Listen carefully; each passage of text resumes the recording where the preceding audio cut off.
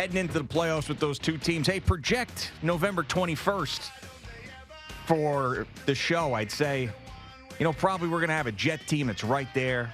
You'll be heading into the playoffs. Got a Giant team that's going to be good enough, maybe could sneak into a wild card, and we're going to keep this New York sports thing running. Well, you fast forward to real November 21st, and the stories of the day are Drew Lock spoke to the media, and Darius Paduke's going to jail. That's what we got. Good morning, Boomer. How are you? Yeah, we also got a huge Nick win last night. First game on this West Coast road trip. 138 points, throwing bombs up all over the place, and Jalen Brunson having his best game of the year. I'm telling you, this thing is starting to come together pretty nicely. If you really want to talk sports. Now, if you want to get into the psychology of sport, we could talk about the stuff that Drew Lock's dealing with and how tenuous the locker room is, I'm sure, intense over there for the New York Giants. But, that's part of what this business is, especially when your team is losing and it continues to lose and there's a losing culture and they can't overcome it. And now you got to deal with, interactions between human beings. And there are going to be feelings. And those feelings, I try to tell you guys that they're not robots. Feelings. And quite frankly, if I were Drew Lock, I'd be pissed off too.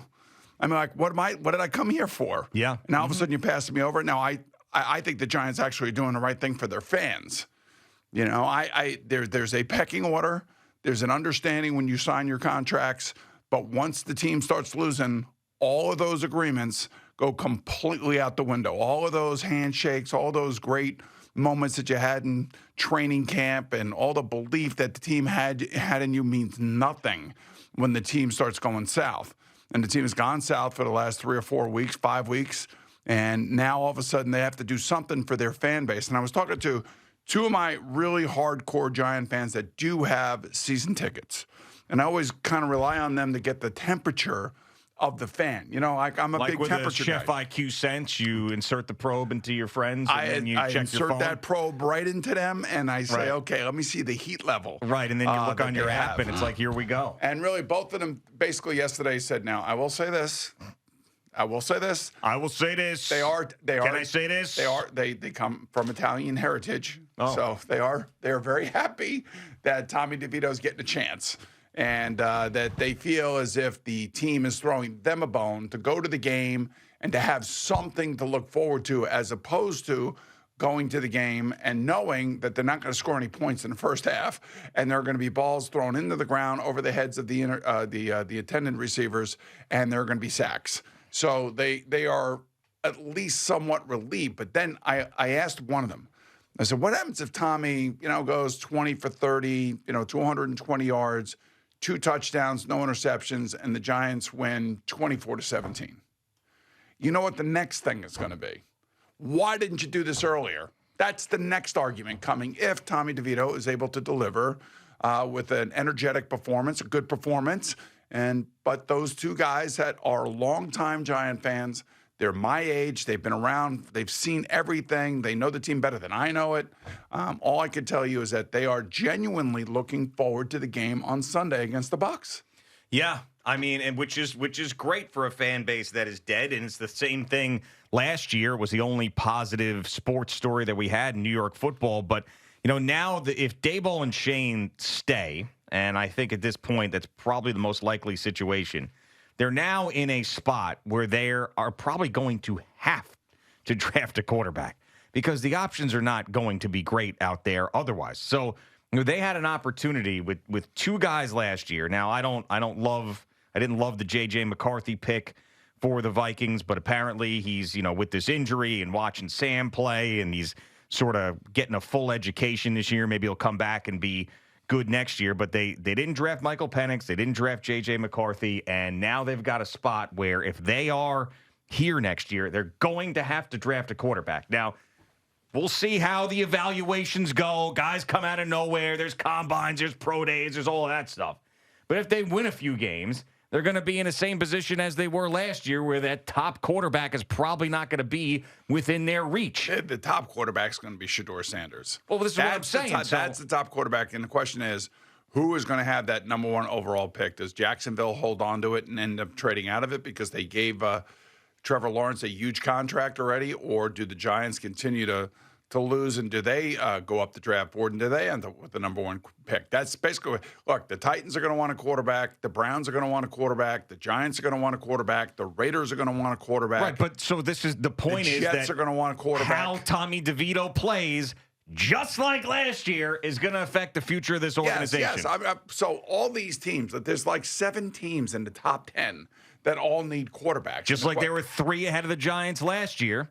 And they all took quarterbacks. And if Tommy DeVito didn't win some of those games last year, maybe they would have had one of those top 3 guys. And you know it, and I know it, and you got to find the right guy that can handle all this. There's a lot to be handled here. Now, a little bit different for the Giants than it is the Jets. The Jets need more than that. I mean, they're gonna need real strong personalities to stand up there in front of their fan base and say we're starting over again. Yeah, and there are good players on the Jet roster. There's no question about it. Whether or not they can come together as a team and play better next year, that's a whole nother story. But for the Giants, I mean, it really is going to come down to where are they in the pecking order when it comes to the draft in 2025. And if they're going to be outside of that, there's going to be a couple of other quarterbacks that will ascend, if you will. They'll go up the old the out of ladder. nowhere guys. Right. It always happens where Yes, of course. teams who are desperate for quarterbacks because their jobs are on the line or in their salary cap situation and they need to have a guy in a rookie deal to be able to have the best roster. And then you get these guys that are overrated and drafted way above where they should be drafted, and they end up being busts. So, I mean, there's all sorts of stuff out there now, like Kirk Cousins has had a good year for the Falcons, probably not as good as they were hoping for or not as explosive. They shouldn't be where they're in first place in their division, but they've lost too many games, and they didn't compete out in Denver at all. And that's not why you give a guy $100 million. You want to go out there, you want to compete, you want to have a chance to win every single game. And there may be a little bit of the bloom off the rose, if you will, down there in Atlanta. And I'm sure they're watching Michael Penix. I'll be looking for that big Penix. Watching Michael Penix in practice, much like, and I'm not saying he's going to be the next Patrick Mahomes, but that I really liked him coming out of Washington. I loved his accuracy. He reminded me like of Tua because he's left-handed. He plays that kind of way. He doesn't run around. He's a smart player. He's got a really strong arm. He's a really accurate player. I'm sure that they're watching him in practice, much like Kansas City used to watch Patrick Mahomes that first year he was there. And maybe Michael Penix will get a chance to play some football here late in the season if, in fact, the Falcons are playing in some games that don't mean anything. And just like the Chiefs played Patrick Mahomes the last game of his rookie year, and he lit up Denver.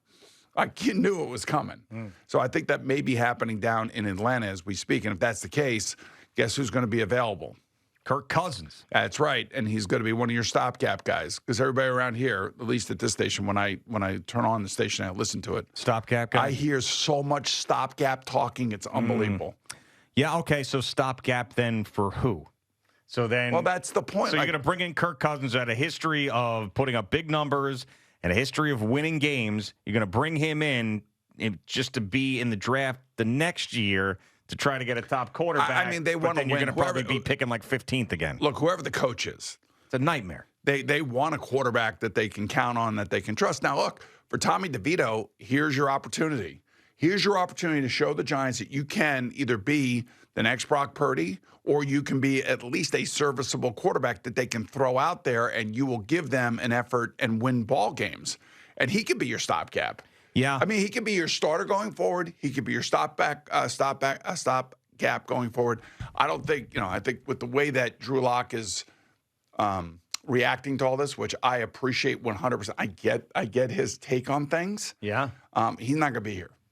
Of course not. Yeah. They're basically screwing him over is what they're doing. And maybe he didn't realize what he was getting himself into. Maybe he thought it was going to be different, and that he would actually have a chance because he knew that in Seattle he was not going to have a chance to unseat Geno Smith.